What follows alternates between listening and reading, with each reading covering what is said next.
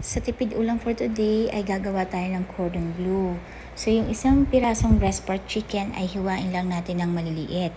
Pag nahiwa natin ng maliliit ay lalagyan natin ito ng 1/2 cup ng harina, 1 teaspoon of salt, 1 teaspoon of pepper, isang pirasong itlog, tapos may nakita ko sa ref na pickle relish, nilagyan ko ito ng 1 tablespoon pickle relish.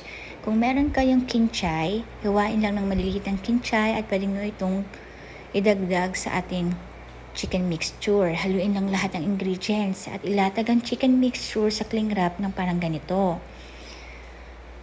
Tapos sa ibabaw ay lalagyan natin ng ham. Ang ginamit ko pala dito ay CDO sweet ham. Tapos yung cheese natin ay cracked Eden cheese. Pwede nung hatiin ito sa dalawa para lalong tipid. Tapos pag nailagay na natin ang cheese, i-roll natin ng cling wrap para mag-shape siya na cordon bleu. Kung hindi nyo pa pala ito lulutuin, ilagay nyo muna sa freezer. At kung kailan nyo na lang lulutuin, saka nyo ilabas sa freezer. Tapos, kung iluluto nyo na, ibalot lang natin sa breadcrumbs. Tapos, ipiprito natin siya. Prinito ko pala siya sa wok na nabili ko sa TikTok.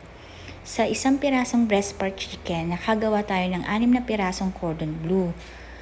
Ang sarap guys, amoy pa lang. Ayan nga yung kanin, nakaabang na isang kalderong kanin. Kain tayo!